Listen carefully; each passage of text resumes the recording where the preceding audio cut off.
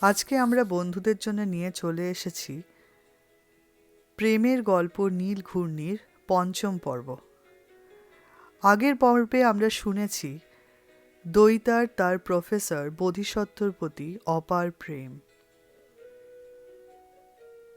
এই পর্বে আমরা শুনতে চলেছি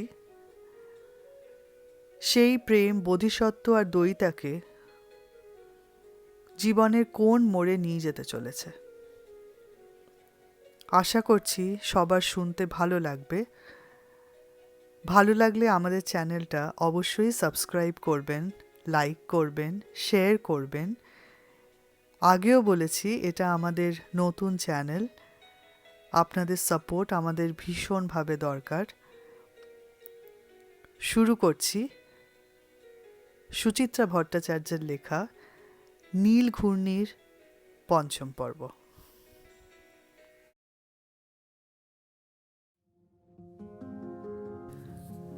বারান্দায় বেতের চেয়ারে বসে খবরের কাগজ দেখছিল বোধিসত্ত্ব। রবিবার সকালটাই বোধিসত্ত্বর কাগজ পড়ার সময়। কাগজ পড়া সম্পর্কে বোধিসত্ত্বর এক বিটকেল ধারণা আছে। সপ্তাহের যে কোনো একদিন মন দিয়ে কাগজ ওল্টালেই মোটামুটি 7 দিনের হালচাল বুঝে নেওয়া যায়। এ ব্যাপারে রবিবারটাই শ্রেষ্ঠ দিন। ইউনিভার্সিটি বন্ধ থাকে, এদিন সময় কিছুটা স্লথ গতিতে হাঁটে। রবিবার 3-3টে কাগজ আসে বাড়িতে, ইংরেজি বাংলা সব মিলিয়ে। সবকটারই আদ্যপ্রান্ত গোগ্রাসে গেলে বোধিসত্ত্ব, এমনকি বিজ্ঞাপনও। আজ বোধিসত্ত্বর একটা ছোট্ট খবরে চোখ আটকে গেল। ইংরেজি কাগজের ভেতরের পাতায় বেরিয়েছে সান ফ্রান্সিসকোর অদূরে এক পাহাড়ি গাঁয়ের বাসিন্দারা নাকি আবার ইউএফও দেখতে পেয়েছে। শুক্রবার মধ্যরাতে এক টিলার উপরে নাকি নেমেছিল ফ্লাইং সসার। হরেক রকম চোখ ধাঁধানো আলোয় খেলা দেখিয়ে আবার উড়ে গেছে। ওড়ার সময় নাকি এত শব্দ হয়েছে পাশের পাহাড়টা থরথর করে কাঁপছিল। গ্রামবাসীরা ভয় পেয়ে চোখ বুজে ফেলেছিল, তাই কোন দিকে সসারটা উড়ে গেল তা তাদের দেখা হয়নি। কাগজ মুড়ে রেখে হা হা করে হেসে উঠল বোধিসত্ত্ব। শুনছো? রাখি বাগানে ফুল গাছের পরিচর্যা করছে। রূপচাঁদের দাদার বিয়ে, দিন 7 ছুটি নিয়ে পরশু সে মোহনপুর গেছে। কদিন এখন বাগান একা রাখিরই কাজ। একসার চন্দ্রমল্লিকা লাগানো হয়েছে, কচি কচি চারাগুলো ঝাড়া দিয়ে উঠেছে বেশ। গোড়ার মাটি ঝুড়ো করে আন্দাজ মতো তাতে সার মেশাচ্ছে রাখি। মাটি ঘাঁটতে ঘাঁটতে বলল, কি হলো, এত হাসছো কেন? সেই কেস, আবার আমেরিকানগুলো ইউএফও দেখেছে। কি ফো? ইউএফও, আনআইডেন্টিফাইড ফ্লাইং অবজেক্ট, এক্ষেত্রে ফ্লাইং সসার। অ আচ্ছা, শুধু আমেরিকানগুলোই এসব দেখতে পায় কি করে? অন্য গ্রহের জীবরা কি শুধু আমেরিকানদেরই দর্শন দেয়? আমি কি করে বলবো, হয়তো অন্য গ্রহ থেকে আমেরিকাটাই কাছে হয়। তুমি তো দেখছি আমেরিকানদের থেকেও স্টুপিড। আমি তো স্টুপিডই। এই গাদার বেডটা এবার এইদিকে করলে কেমন হয় গো? বোধিসত্ত্বর হাসি মরে গেল। খবরটা পড়ার আনন্দই মাটি। বিজ্ঞান সম্পর্কে চরম কৌতূহলহীন হয়ে কি করে যে এক বিজ্ঞানীর সঙ্গে এতদিন কাটিয়ে দিল রাখি। মন্দ নয়, লাগাও। এবার কিছু প্যানজি লাগালেও ভালো হয় না? ভালোই তো। ডালিয়া করছো নাকি? ডালিয়া ছাড়া শীতের বাগান মানায়? ডালিয়া তো থাকবেই। গুড, চা নিয়ে এসো। আর হ্যাঁ, বাথরুমে শেভিং সেটটা রেখে দাও, আমি এক্ষুনি দাড়ি কামাতে যাব। গরম জল লাগবে? না। রাখিকে দেখতে দেখতে বোধিসত্ত্ব ঠোঁটে সিগারেট লাগালো। তার হুকুম তামিল করার জন্য রাখির চেয়ে যোগ্য আর কেউ হয় না। এত নির্দ্বিধায় নিঃসারে কাজ করে যায় যে শুধু সেই কারণে এক এক সময় বউটাকে বড় পানসে লাগে। পাপোশ, এক্কেবারে পাপোশ। প্রথম শীতের লাজুক রোদ্দুর সিঁড়ি টপকে বারান্দা ছুঁয়েছে। উত্তরে বাতাস বইছে সরসর, মৃদু শব্দ উঠছে গাছগাছালিতে। পাঁচিল ধারের নিম গাছরা ভীরু যুবতীর মতো কাঁপছে তীর তীর করে। কোথাও একটা পিক পিক পাখি ডেকে উঠল। রবিবার সকাল আরো যেন একটু ফুটে উঠল। বোধিসত্ত্বর মধ্যেও চারিয়ে যাচ্ছিল সকালটা। সিগারেট শেষ করে অলস মেজাজে হাঁটছে বাগান, খালি পায়ে। শিশিরে ভিজে যাচ্ছে পা। ঘাসের ছোঁয়ায় বিচিত্র এক বিক্রিয়া হচ্ছে শরীরে। সতেজ চনমনে হয়ে উঠছে বোধিসত্ত্ব। গ্যারেজের সামনে এসে দাঁড়ালো একবার। সাদা অ্যাম্বাসাডর যেন ঈষৎ মলিন। রূপচাঁদি রোজ ধোয়া মোছা করে গাড়ি। সে নাই বলেই কি এই হাল হয়েছে? নিজে ধোবে আজ? একটু এক্সারসাইজ হয় তাহলে। থাকবে, বোধিসত্ত্বর হাতে বালতি দেখলে রাখি হয়তো কেড়ে নিয়ে একটা ঝামেলা করবে। ভেতরে ফোন বাজছে, উৎকট ধ্বনি। বোধিসত্ত্ব কুপিত চোখে বাড়ির দিকে তাকালো। কে রে বেয়াক্কেল এই মনোরম সকালটা ছিঁড়ে খুঁড়ে দিচ্ছে? বেশ কয়েকবার ঝনঝন করে বেজে থেমে গেল ঝংকার।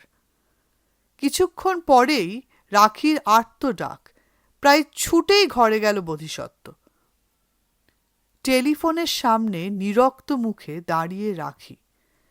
বোধিসত্ত্ব জিজ্ঞাসা করল, কি হয়েছে? কার ফোন? বারাসত থেকে, রন্টুর। বাবার কি হয়েছে? স্ট্রোক হয়েছে আজ ভোরে। নার্সিংহোমে ভর্তি করেছে। কোথায়? বারাসাতেই? তাই তো বলল। এবার কলকাতায় গিয়ে ভেবেছিলাম বাবার সঙ্গে দেখা করে আসব। কাজে কর্মে আটকে গেলাম, আর বোধহয় হলো না গো। আহা, এত উতলা হচ্ছ কেন? কি বললো রন্টু? কি কন্ডিশন? বলল তো বেশ সিরিয়াস, ইন্টেন্সিভ কেয়ারে রেখেছে। থার্ড অ্যাটাক হয়ে গেল। এই ৭৭ বছর বয়সে কি আর বাবা সামাল দিতে পারবে? শ্বশুরমশাইয়ের ওপর বোধিসত্ত্বর তেমন কোনো টান নেই, থাকার কথাও নয়। সূর্যকান্ত চৌধুরী বারাসত কোর্টের নামী লয়ার ছিলেন। তার চিন্তাভাবনার জগৎ চিরকালই মক্কেল মোকদ্দমা মামলাকে ঘিরে। শ্বশুর জামাইয়ের কোনো দিনই তেমন নৈকট্য তৈরি হয়নি। সূর্যকান্ত গুণী জামাইকে সমীহ করেন বটে, তবে একটু দূর থেকে। বোধিসত্ত্বরও শ্বশুর বাড়িতে যাতায়াত খুবই কম, বরাবরই। তাছাড়া ৭৭ বছর বয়সে কারো মৃত্যু ভীষণ একটা শোকাবহ ঘটনাও নয়। নিজের বাবা মা মারা গেলেই কি এখন বোধিসত্ত্ব হাত পা ছড়িয়ে কাঁদবে? তবু বোধিসত্ত্বর একটু খারাপই লাগছিল।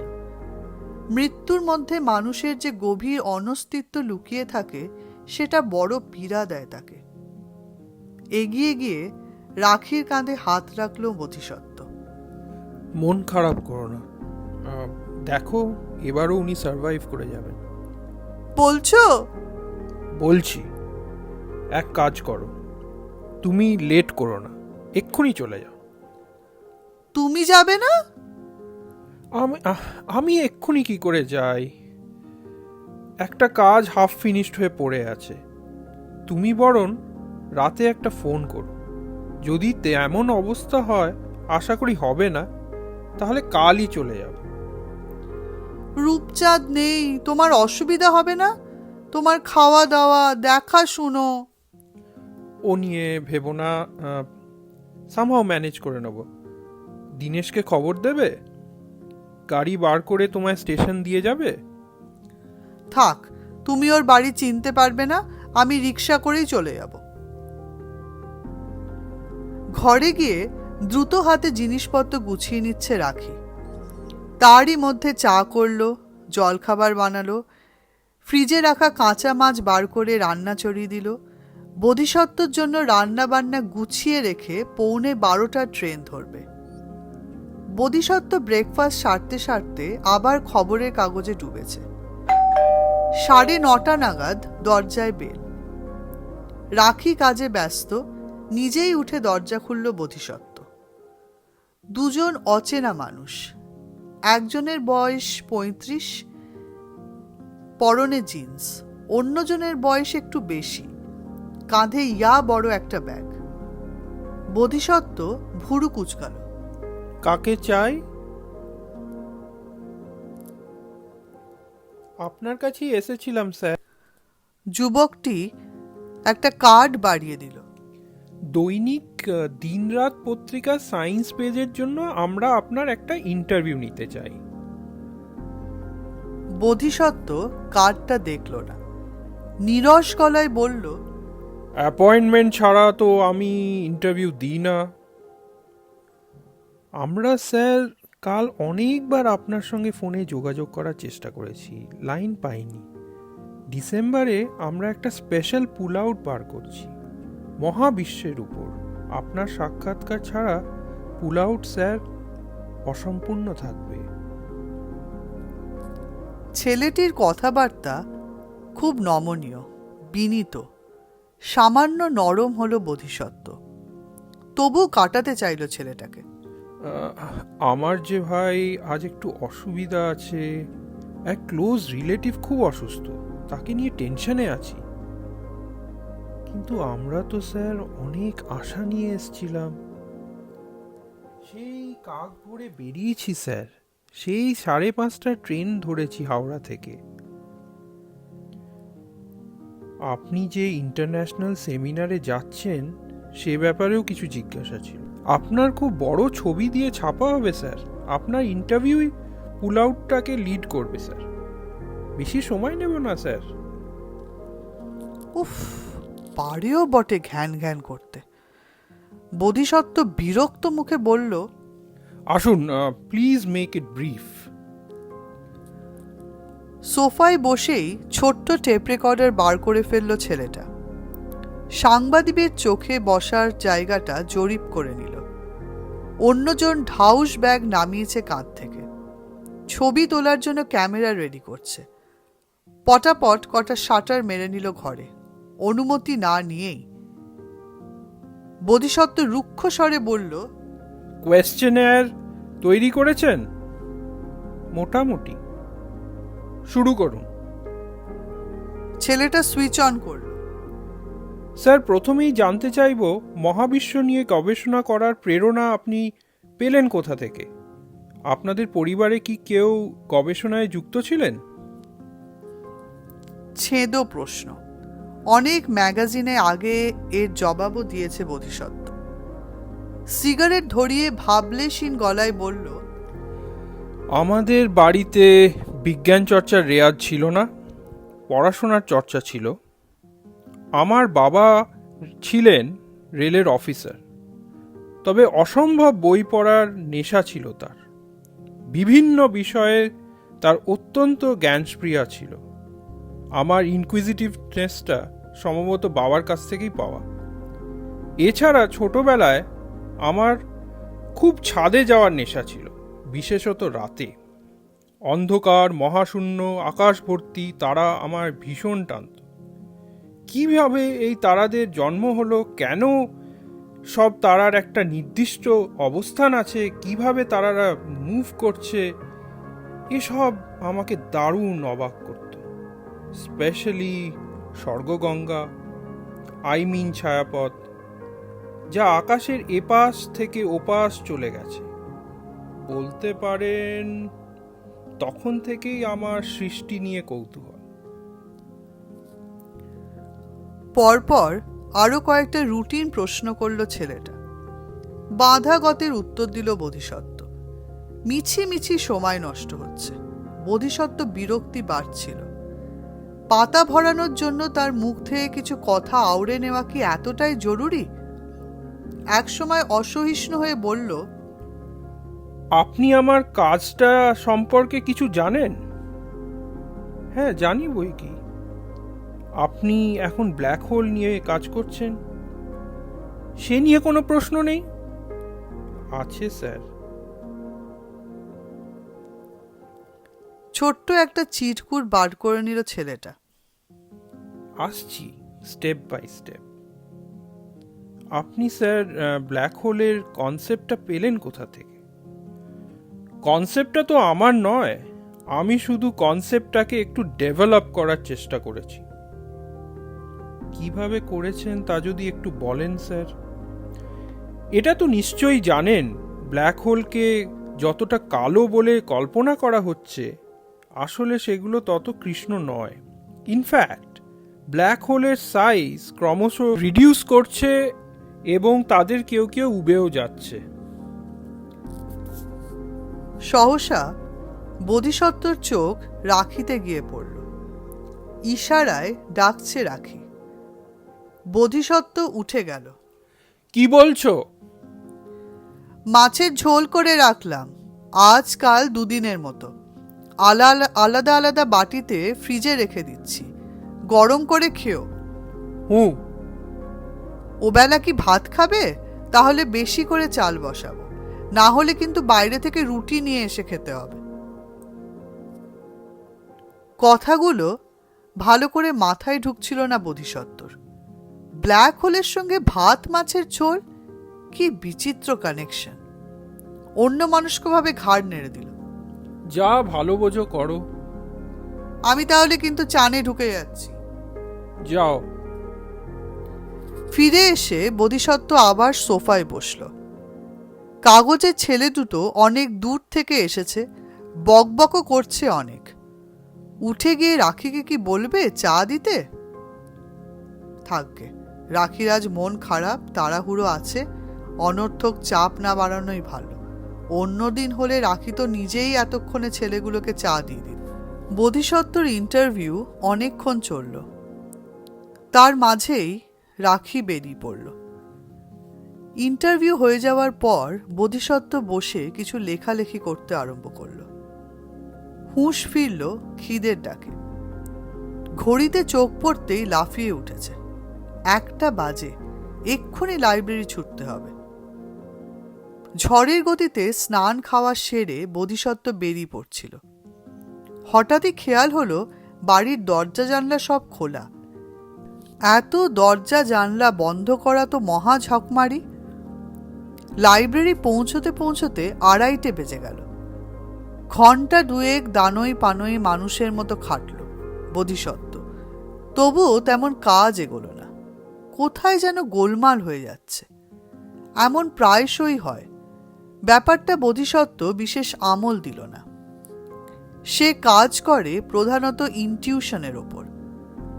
আগে কিছু ভেবে নেয়, পরে ভাবনাকে অঙ্কিত পদ্ধতিতে মেলায়। আজ বোধহয় ভাবনাতেই ভুল ছিল। লাইব্রেরি ছাড়ার আগে বোধিসত্ত্বর মগজটা সাফ করে নিল।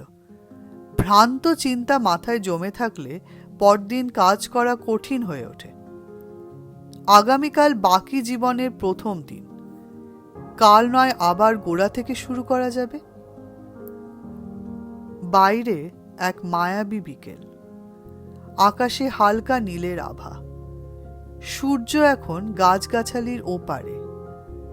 তার শেষ আলো মেখে বিশ্ববিদ্যালয় ভবন যেন সোনা মোড়া একটা জায়গা। পাতায় পাতায় কাঁচা হলুদের ছোঁয়া। মাঝ আকাশে ভেসে রয়েছে এক সাদাটে চাঁদ। যেন চাঁদ নয়, সে চাঁদের ছায়া। পড়ন্ত বিকেলের রূপ দেখছে চাঁদ, চোরের মতো। ইউনিভার্সিটির গেটে এসে বোধিসত্ত্ব দাঁড়িয়ে পড়ল। ঠিক এই স্থানটিতে এসে আজকাল কেমন যেন বৈকল্য জাগে সহসা। অজান্তে চোখ ঘুরে যায় পিছনে, আশেপাশে। আজ ছুটির দিন, চারদিকে ছেলেমেয়েরা ঘোরাঘুরি করছে। না, এদের মধ্যে সে নেই। দইতা নামের মেয়েটা সেদিনের পর থেকে উবে গেল নাকি? আজ নিয়ে 4 দিন হলো, একবার ইউনিভার্সিটিতেও দেখা পাওয়া গেল না তো। বেশ লাগতো মেয়েটাকে, ভারী সুন্দর, এক ঋণঋণের সুরে কথা বলতো, তাকিয়ে থাকে মুগ্ধ চোখে, পাশে এলে মনে হয় যেন তাজা প্রাণের সৌরভ ছড়িয়ে গেল। খুব আহত হয়েছে কি দইতা? তাকে এড়িয়ে চলছে? এখন নিজেরও কেন যেন ফাঁকা ফাঁকা লাগে। অযথা রূঢ় না হয়ে মেয়েটাকে আরেকটু বোঝালে বোধহয় ভালো হতো, কিন্তু কি বা বোঝাতো? নিজের বুকটা কেঁপে উঠছিল যে। ছোট্ট একটা শ্বাস ফেলে হাঁটা শুরু করলো বোধিসত্ত্ব। বাড়ি ঢোকার মুখে মুহূর্তের জন্য রাখির কথা মনে পড়ল। একা চলায় মোটামুটি অভ্যস্ত রাখি, নিশ্চয়ই ঠিক মতোই পৌঁছেছে। শ্বশুরমশাই এখন কেমন আছে কে জানে। কিছু একটা হয়ে গেলে ছুটতেই হবে, কোনো মানে হয়? অনেকদিন পরে স্বহস্তে গ্যাস জ্বালিয়ে বোধিসত্ত্ব চা করল, লিকার চা, দুধ চিনি ছাড়া। ঈষৎ অবসন্ন ভাব লাগে শরীরে, এতেই কাটবে। টিভি চালিয়ে সোফায় বসে চায়ে চুমুক দিল। চিরাচরিত অভ্যাসে হাত ঢুকিয়েছে পকেটে, অমনি মেজাজটা খিচড়ে গেল। যা, একটা সিগারেটও নেই। বাইরে আধার নেমেছে, সিগারেট কিনে ফিরছে বোধিসত্ত্ব, হাতে টর্চ। গেট খুলে আংটা লাগাতে গিয়েই হঠাৎ খানিক দূরে চোখ আটকে গেল। বোধিসত্ত্ব গলা ওঠাল। কে কে ওখানে? সাড়া নেই। টর্চের আলো ফেলল বোধিসত্ত্ব এবং হক চকিয়ে গেল। তুমি তুমি এখানে? অন্ধকার লাইট পোস্টের নিচে ছায়া হয়ে দাঁড়িয়ে থাকা দইতা বুঝি কুকড়ে গেল। অস্ফুটে কি যেন বলল, বোধিসত্ত্ব শুনতে পেল না। ওখানে দাঁড়িয়ে কেন? এসো, ভিতরে এসো। বাধ্য ছাত্রীর মতো বোধিসত্ত্বকে অনুসরণ করল দইতা। ঘরের দরজায় পা রেখেও দাঁড়িয়ে পড়েছে। কি হলো, এসো। আড়ষ্ট পায়ে ঢুকল মেয়েটা, বসল না, মাথা নিচু করে দাঁড়িয়ে আছে। দইতার আর ভাঙাতেই বোধিসত্ত্ব স্বচ্ছন্দ গলায় বলল, চা খাবে নাকি? যদি লিকার চলে তো এক্ষুনি করে দিতে পারি। দুধ চা হলে টাইম লাগবে। দইতার চোখে বড় সড় প্রশ্ন চিহ্ন। হা হা হা, মিসেস নেই, কলকাতা গেছে। আমার এখন সেলফ হেল্পের পালা চলছে। আপনি একা? মানুষ তো একাই দইতা, জন্মের পরেও, মরার সময়ও। কি হলো বলো, খাবে চা? এরপর কিন্তু আমার মুড চলে যাবে। আপনি চা করতে জানেন স্যার? আমি অনেক কিছুই করতে জানি। ভাত, ডিম সেদ্ধ, আলু সেদ্ধ, মাছ ভাজা। লন্ডনে থাকার সময় টানা 3 বছর নিজে রান্না করে খেয়েছি। In fact cooking is an easy job. ছেলেরা চাইলেই পারে, তোমরা মেয়েরাই এটাকে কুক্ষিগত করে রেখেছ। আই মিন, তোমরা এই একটা ব্যাপারে আমাদের ডিপেন্ডেন্ট করে রাখতে ভালোবাসো। মহাভারত পড়েছ তো, আই হোপ। নিশ্চয়ই জানো ভীম ওয়াজ এ গ্রেট কুক। বড় বড় হোটেলেও দেখো। বোধিসত্ত্ব থেমে গেল। বড্ড বেশি কথা বলছে কি? নির্জন গৃহে মেয়েটির সান্নিধ্য কি তাকে প্রগলভ করে তুলল? কথার থেকে নৈশব্দ আরো বেশি অস্বস্তিকর। বোধিসত্ত্ব গলা নামিয়ে বলল, দাঁড়িয়ে কেন এখনো? বসো। দইতা বড় সোফার কোণটিতে বসল বটে, কিন্তু ভাবটা এমন যেন ধমক খেলেই ছুটতে পালাবে। কাঁপছে কি মেয়েটা? এ যেন ব্যাধের সামনে হরিণী। উল্টো দিকে সোফায় বসে বোধিসত্ত্ব সিগারেট ধরালো। 2-1 সেকেন্ড দইতার মুখের দিকে তাকিয়ে থেকে দৃষ্টি সরিয়ে নিল একটু। মৃদু স্বরে বলল, তুমি ওখানে ওভাবে দাঁড়িয়েছিলে কেন? দইতা চুপ। এখানে কি কারোর কাছে এসেছিলে? জোরে জোরে দুদিকে মাথা নাড়ল দইতা। তাহলে? আমি তো রোজই আসি। রোজ? কখন? আপনার পেছন পেছন। স্ট্রেঞ্জ। কেন? আপনি তো জানেন কেন। মেয়েটার স্বর অস্বাভাবিক তীক্ষ্ণ, সরাসরি বিদ্ধ করল বোধিসত্ত্বকে। হাঁটুর জোর কমে গেছে, শীত শীত করছে। চাপা স্বরে বলল, পাগলের মতো কথা বলো না। আমি পাগল নই। তুমি যা বলছো তার মানে বোঝো? বুঝি। এটা যে ঠিক নয়, অন্যায়, তা বোঝো? অন্যায়? কিসের অন্যায়? কেন অন্যায়? বি লজিক্যাল দইতা, বি র্যাশনাল। বোধিসত্ত্ব গলা ভারী করতে চাইল, তবু যেন দুলে গেল স্বর। সোসাইটির কিছু নিয়ম কানুন আছে, মানুষকে তা মেনে চলতে হয়। সমাজের জন্য মানুষ, না মানুষের জন্য সমাজ? মন কি সবসময় আইন মেনে চলে? উত্তরোত্তর সপ্রতিভ হচ্ছে দইতা। একটু একটু করে সিটিয়ে যাচ্ছে বোধিসত্ত্ব। সিটিয়ে যাচ্ছে না আচ্ছন্ন হয়ে পড়ছে? তালু শুকিয়ে আসছে, জ্বালা জ্বালা করছে শরীর। এই জ্বালা কখন আসে বোধিসত্ত্ব জানে। খসখসে জিভে তালু ভিজিয়ে নিল বোধিসত্ত্ব, যেন নিজেকেই সাবধান করছে। এমন স্বরে বলল, আমি বুড়ো মানুষ দইতা, তোমার বাবার মতো। মতো, কিন্তু বাবা নন। আপনার বয়স হওয়ার আমার কিচ্ছু যায় আসে না। আমি বিবাহিত, আমার একটা কলেজ পড়া ছেলে আছে। তাতেও আমার কিচ্ছু যায় আসে না। থামো, বাচালপনা করো না। বোধিসত্ত্ব গর্জে উঠল। হুঙ্কারটা নিজের কানেই ভারী হাস্যকর ঠেকল বোধিসত্ত্বর। ফ্যাসফ্যাসে গলায় বোধিসত্ত্ব বলল, তুমি কি চাও বলো তো? কি চাও? জানি না, আমি কিচ্ছু জানি না। আমি আপনাকে ছাড়া বাঁচতে পারবো না। মরে যাব, মরে যাব। চোখের জল যে আগ্নেয়গিরির লাভা হয়ে যেতে পারে ধারণা ছিল না বোধিসত্ত্বর। এক প্রস্ফুটিত যৌবন আকুল হয়ে বলছে, আমায় গ্রহণ করো। এমন আহ্বান কি মুনি ঋষিদের পক্ষেও প্রত্যাখ্যান করা সম্ভব? উম্মুক আম্বাকে ফিরিয়ে দিয়েছিলেন ভীষ্ম। পরিণাম কি ভালো হয়েছিল? কান্নার দমকে ফুলে ফুলে উঠছে দইতা। 2 হাতে মুখ ঢেকে ফেলেছে।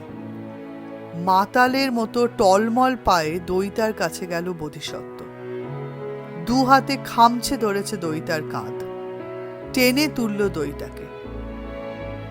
সজল মুখে তাকিয়ে আছে দইতা। বোধিসত্ত্বর ঠোঁট নেমে এলো দইতার ঠোঁটে। ওষ্ঠ থেকে শুষে নিচ্ছে জল। জল না আগুন? বোধিসত্ত্বর শিরা উপশিরায় রক্তকণিকারা নেচে উঠল, ছুটছে এলো পাতারি, ফিনকি দিয়ে বেরিয়ে আসতে চাইছে। মাসাইদের ড্রাম বেজে উঠল বুকে, গুম গুম গুম গুম।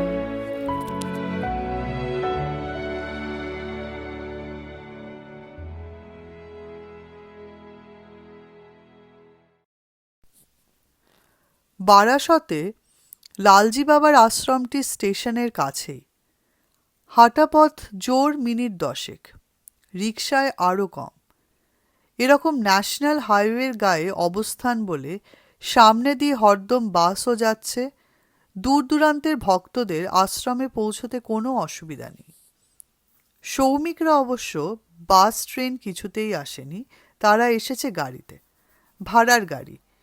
সঙ্গে আজ মণিদীপা প্রবীররাও আছে। সারাটা দিন সকলে মিলে আশ্রমেই কাটাবে। উদ্যোগটা মূলত কবিতার। উদ্দেশ্য দুটো, হ্রদ দেখা এবং কলা বেচা। হরিদ্বার থেকে গুরুদেব এসেছেন, অনেকটা সময় তার সান্নিধ্যও পাওয়া যাবে।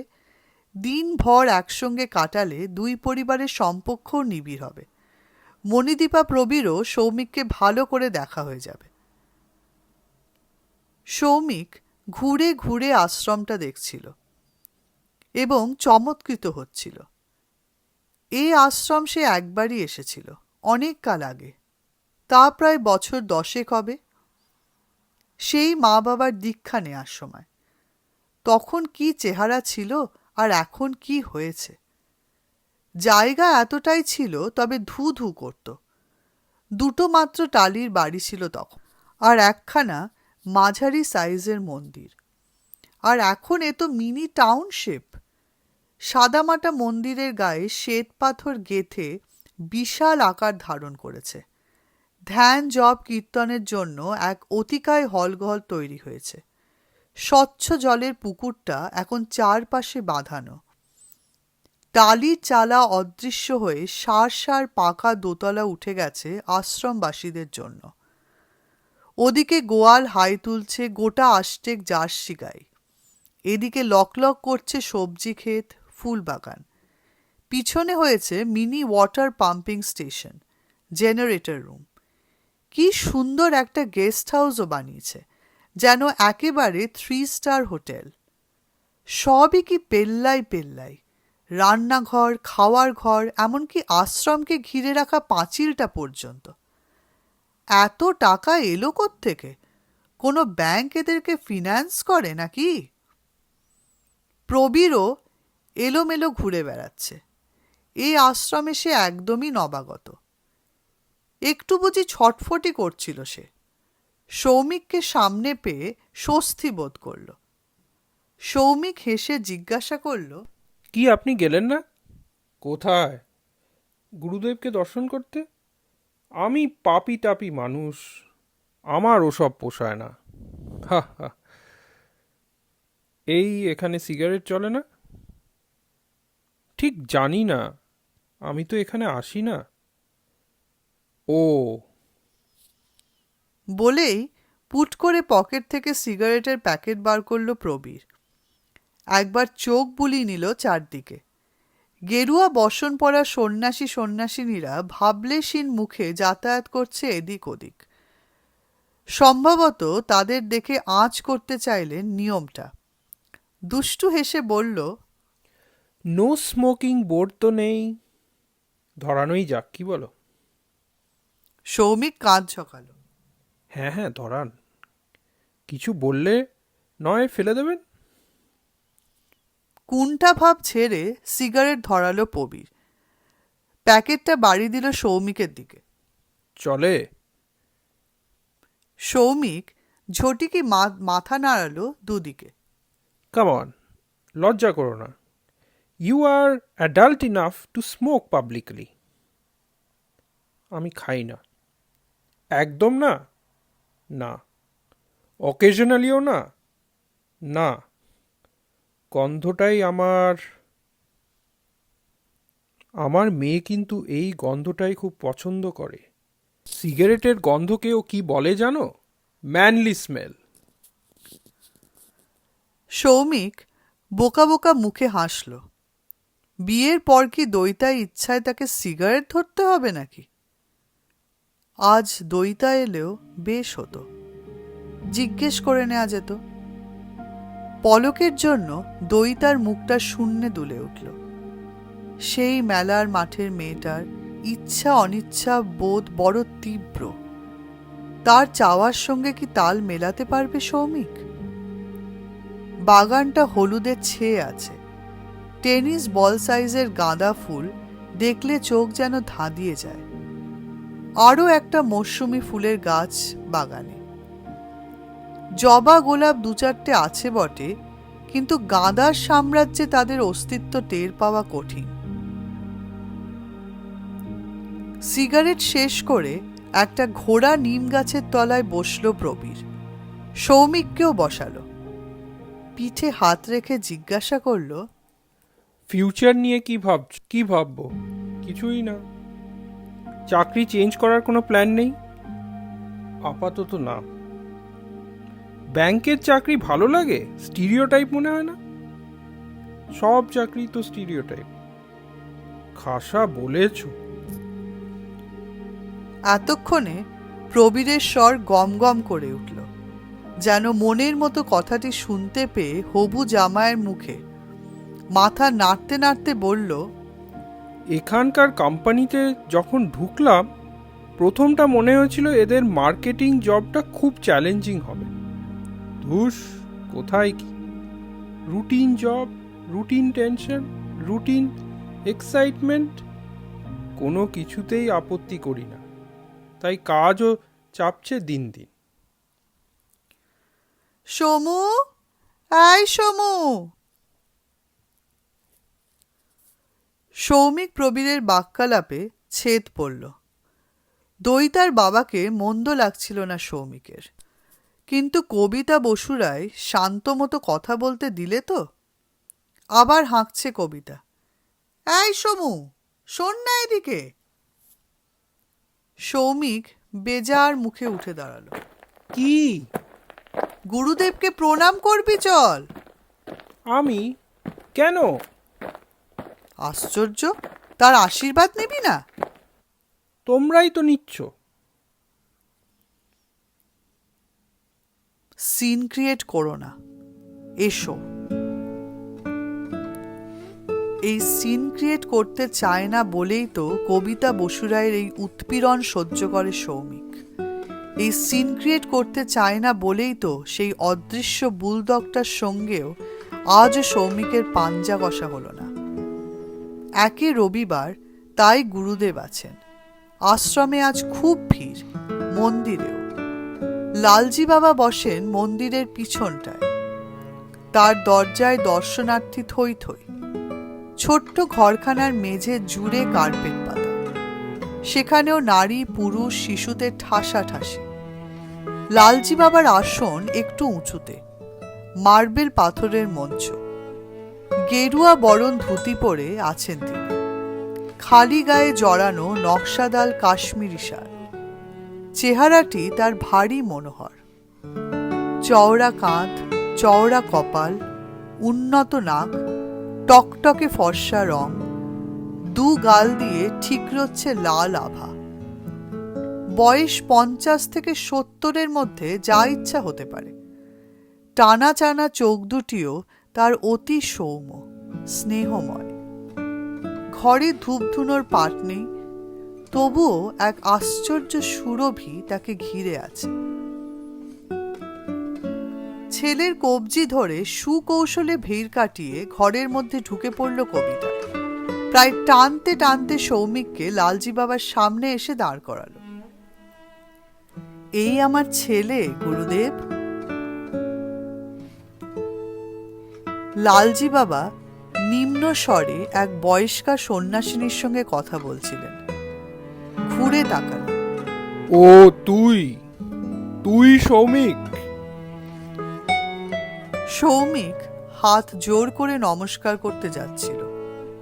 প্রথম সারিতে উপবিষ্টু ক্ষীণতনু বাসুদেব তড়াক করে উঠে দাঁড়াল।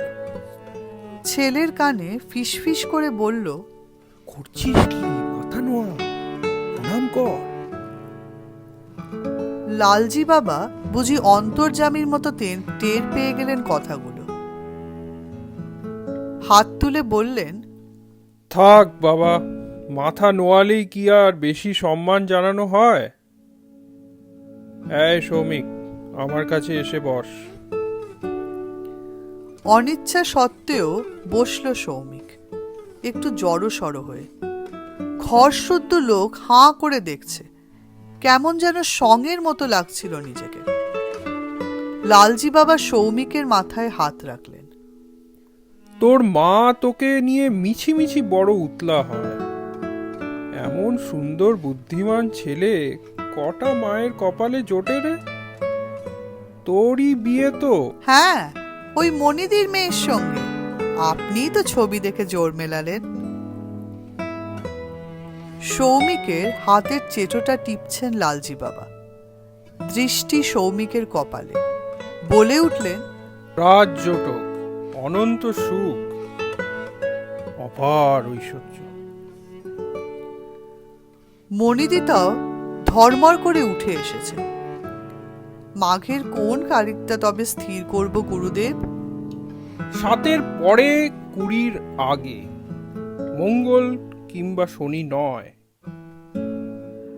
9 তারিখটা বুধবার আছে গুরুদেব। ওই দিনই করো তবে। শুভস্য শীঘ্র। কি রে, মেয়েকে দেখেছিস? কবিতা তড়িঘড়ি বলে উঠল, আপনি যখন ঠিক করে দিয়েছেন, ও আর কি দেখবে গুরুদেব? তবুও আজকালকার ছেলে মেয়ে, ওরা একটু পরস্পরকে দেখে নেবে না? ছবি দেখেছে, পছন্দও হয়েছে। বেশ। বুঝলি সৌমিক, মানুষের জন্ম মৃত্যু বিয়ে সবই তার হাতে। শুধু জন্ম মৃত্যু বিয়ে কেন, সব কিছুই। এই যে সূর্য উঠেছে, অস্ত যাচ্ছে, চাঁদ উঠেছে, তারা ফুটেছে, এ তো সবই তারই ইচ্ছের নিয়মে বাঁধা। তিনি চেয়েছেন বলেই আমরা আছি, তিনি না চাইলে নেই। এটা বুঝলেই সংসারে আর সুখের কমতি থাকে না, বুঝলি? গুরুদেবের বলার ভঙ্গিটি চমৎকার। মহাবিষ্টের মতো মাথা নেড়ে ফেলল সৌমিক। হুঁ, তোরাও খুব সুখী হবি। যা, বিয়ের পর একবার জোরে দেখা করে যাস কিন্তু। ছাড়া পেয়ে বাঁচল সৌমিক। তীর বেগে বেরিয়ে এলো ঘর থেকে। বুকের গভীরে আন্দোলিত হচ্ছে লালজি বাবার কথাগুলো। তোরা খুব সুখী হবি। দইটাই তার সুখের জন্য নির্দিষ্ট হয়েছে এই ধরনীতে, অথবা দইটার জন্য সে। ভাবনাটাই কি অদ্ভুত এক তৃপ্তি আছে, প্রশান্তি আছে। দইটার কোন গুণ দেখে যে সে বিমোহিত হয়েছিল? কথা বলার স্বচ্ছ অনাড়ষ্ট ভঙ্গি, আপরাইটনেস, খ্যাপামো, নাকি অন্য কিছু যা ব্যাখ্যার অতীত? পায়ে পায়ে সৌমিক আশ্রমের গেটে এলো। অনাগত ভবিষ্যতের ছবি ভেসে উঠছে মনশ্চক্ষে। বিশাল উঁচু স্কাইস্ক্রেপারের একদম ওপরতলার ফ্ল্যাট।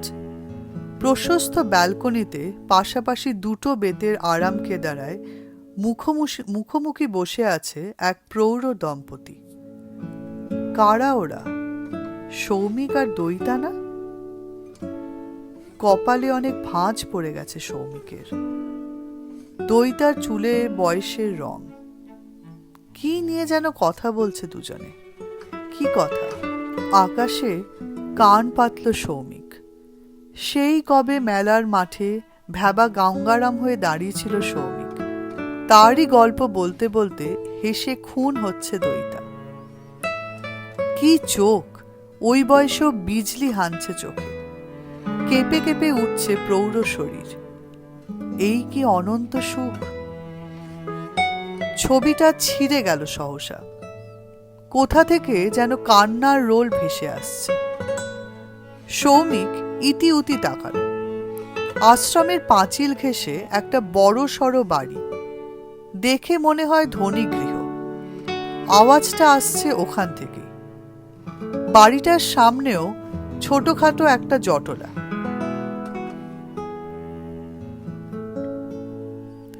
ঈষৎ কৌতূহল জাগল সৌমিকের।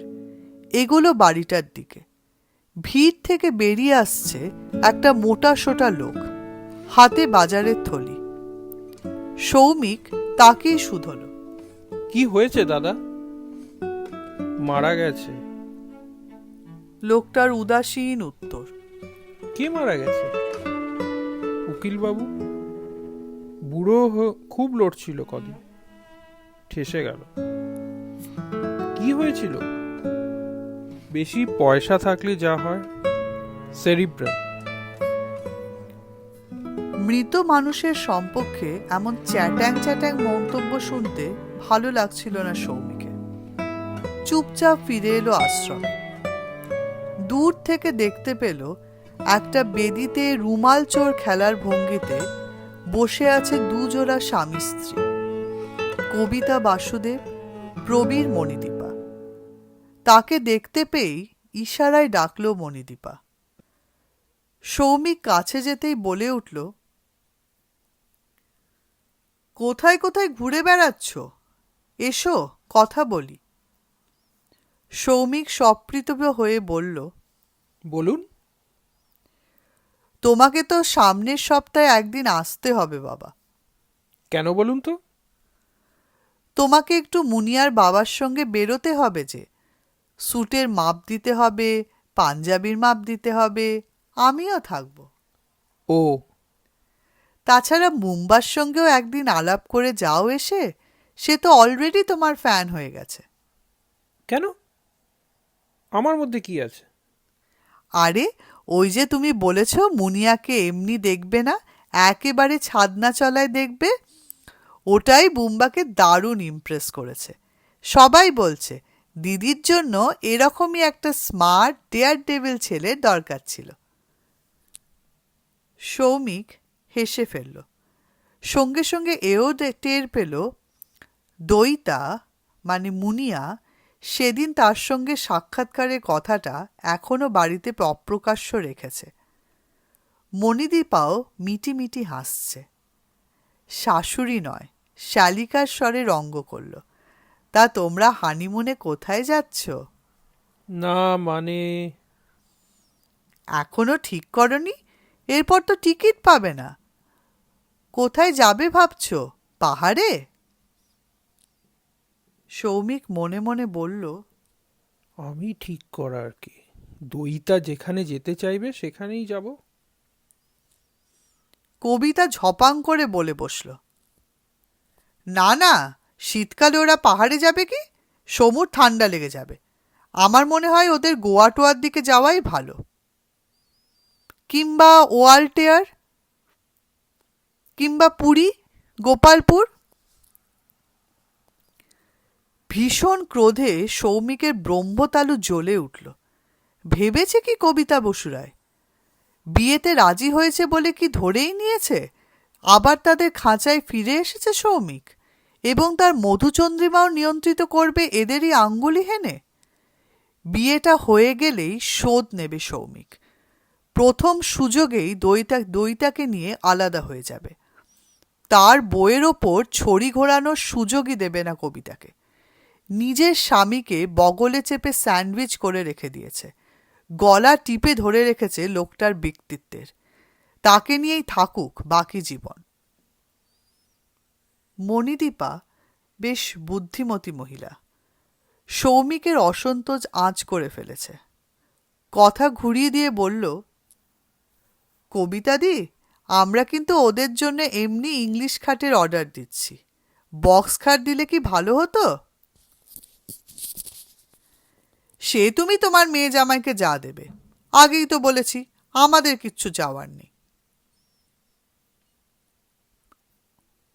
মুনিয়ার বাবা বলছিল মেয়েকে আলাদা করে ড্রেসিং টেবিল দেওয়ার দরকার নেই। আজকাল তো সবাই দেওয়ালেই আন্না লাগিয়ে র্যাক ট্যাক ফিট করে নেয়, সেটাই মডার্ন হয়। কি বলো? যা ভালো বোঝো। তোমরা কি ফ্রিজ দিচ্ছ? দিলে কিন্তু ভাই বড়টা দিও, ফ্রস্ট ফ্রি। কোন কোম্পানির দেব? সবই তো এক, 19 আর 20। তবে ভাই ওয়াশিং মেশিন দিলে কিন্তু ওইটা দিও, ওই যে কি একটা নতুন বেরিয়েছে। এটাই কি তবে দেনা পাওনার মডার্ন ফর্ম? অসহ্য, অসহ্য। অথচ কোনো দিন সিন ক্রিয়েট করতে পারবে না সৌমিক। আশ্চর্য, মণিদীপাও কি অবলীলায় মেনে নিচ্ছে কবিতার বায়নাক্কা। প্রবীর মাঝে কখন যেন উঠে গিয়েছিল ধূমপান সারতে, ফিরে এসেই তাড়া লাগাচ্ছে। কি গো, প্রায় 1টা তো বাজে, পেট পুজোর কি হবে? মণিদীপা কলকল করে বলে উঠল, আসার পথে এত কিছু খেলে, কচুরি, সিঙাড়া, জিলিপি, এরই মধ্যে খিদে পেয়ে গেল? আমার তো বাবা পেট এখনো গজগজ করছে। প্রবীর কাচুমাকচু মুখে বলল, কি করি বলো, এ তো আমাদের আশ্রমের জল হাওয়ার গুণ। বাসুদেব বলল, প্রসাদ তো রেডি হয়ে গেছে, গেলেই হয়। চলুন তবে। খাবারের সুচারু বন্দোবস্ত। অন্তত 100 লোকের পাত পড়েছে একসঙ্গে। নিরামিষ হলেও মেনু মন্দ নয়। পোলাও, ডাল, সবজি, চাটনি, মিষ্টি, যে যত পারো খাও। মাসিক 100 টাকা করে আশ্রমে চাঁদা পাঠায় অন্তত 1000 ভক্ত। ভগবান এখানে একটু ভালো মন্দ খাবেনি। সৌমিকের আহার বেশ গুরু হয়ে গেল। আঁচাতে না আঁচাতেই ভারী হয়ে এলো চোখের পাতা। বাসুদেব, প্রবীর আর মণিদীপা কবিতার জোর মেলামেশি চলছে। সন্ধ্যের আরতি না দেখে কেউ এখান থেকে নড়বে না। সৌমিক হাঁটতে হাঁটতে পুকুর ধারে এলো। শিরীষতলার বেদিতে গড়াচ্ছে। অলস মেদুর মধ্যাহ্ন এখন দইতায় মাখামাখি। মুনিয়া, মুনিয়া, মুনিয়া। কোথায় যেন একটা পাখি ডেকে উঠল, অচিন পাখি। পাখিটার ডাক বুকে নিয়ে ঘুমে তলিয়ে গেল সৌমিক। ঘুম ভাঙল এক আশ্চর্য অপরাহ্নে। চোখের সামনে এক কোমল গোলাপি আকাশ, পাশেই এক শীতল পুষ্করিণী, স্বচ্ছ জলের মাথায় শীতের সরমাখা পাতলা কুয়াশা, বাতাসে হিম রেণু। এক লয়ে ঘণ্টাধ্বনি হচ্ছে কোথাও। কোথায় হচ্ছে? এই পৃথিবীতেই কি? অদ্ভুত এক মন কেমন করা অনুভূতি নিয়ে একটুক্ষণ আচ্ছন্নের মতো শুয়ে রইল সৌমিক। শীত করছে বেশ, কিন্তু উঠতে ইচ্ছা করছে না। হঠাৎ চোখে পড়ল একটা ছেলে পুকুরের বাঁধানো শানে বসে একটার পর একটা ঢিল ছুটছে জলে। কেমন যেন গভীর আত্মমগ্ন ভাব ছেলেটার। ডুবে আছে উদাসীন খেলায়, যেন গাছ, পুকুর, আকাশের মতো সেও এক নীরব অস্তিত্ব মাত্র। ছেলেটির পোশাক আশাকে বেশ আধুনিক। বয়স কোনোভাবেই 20-21-এর বেশি হবে না। এই রকম ছেলেরা সচরাচর এমনভাবে চুপ মেরে বসে থাকে না। ছেলেটার মুখমণ্ডল ভগবত প্রেমে আপ্লুত ভাবও নেই। প্রকৃতিপ্রেমিক? সৌমিক তেমন আলাপি নয়, তবুও কথা বলতে ইচ্ছা করল ছেলেটার সাথে। মৃদু স্বরে প্রায় স্বগক্তির মতো বলে উঠল, হ্যালো। ছেলেটা চমকে ফিরল, কিন্তু কোনো উত্তর দিল না। পাশে এসে বসল সৌমিক। দিনটা আজ খুব সুন্দর, তাই না? ও, বাড়ির সবাই কোথায়? মন্দিরে? আমি একা। একা শব্দটার মধ্যে এক গাঢ় নির্জনতার আভাস পেল সৌমিক। যেন এই মুহূর্তে তার একা থাকাটাও প্রতিফলিত হলো ওই শব্দে। একটু বুঝি কৌতূহলও জাগল। সৌমিক আলগা স্বরে বলল, একা কেন? এমনি। এখানেই থাকা হয়? না, কলকাতায়। এখানে আমার মামার বাড়ি, পাশেই। মামার বাড়ি ছেড়ে আশ্রমে যে। সৌমিকের ঠোঁটে দাদা সুলভ হাসি। সমবয়সী সঙ্গী সাথী নেই বুঝি? ছেলেটা দুঃখী চোখে তাকালো। আমার দাদু মারা গেছেন আজ। সবাই এখন শ্মশানে। ও আচ্ছা, সরি। এই সকালেই যিনি মারা গেলেন পাশের বাড়িতে? ও, তা সকলের সঙ্গে শ্মশানে যাওয়া হয়নি কেন? আমার শ্মশান ভালো লাগে না। I hate death, but death is destiny. Soumik একটু সান্ত্বনা দেওয়ার চেষ্টা করলো। I hate destiny. বেশ তেজ আছে ছেলেটার। নামটা জানতে পারি কি? সৌমিক জিজ্ঞেস না করে পারল না। কার? আমার? ইয়েস, শুদ্ধ সত্য মজুমদার। আপনি? আমি সৌমিক বাসুরায়। আলাপটা হয়েই গেল। সৌমিক জানতেও পারল না নিয়তিকে ঘৃণা করায় ছেলেটির সঙ্গে আলাপ হওয়ায় আজ তার নিয়তি ছিল। ঠিক নিয়তি কি, না নিয়তির পরিহাস?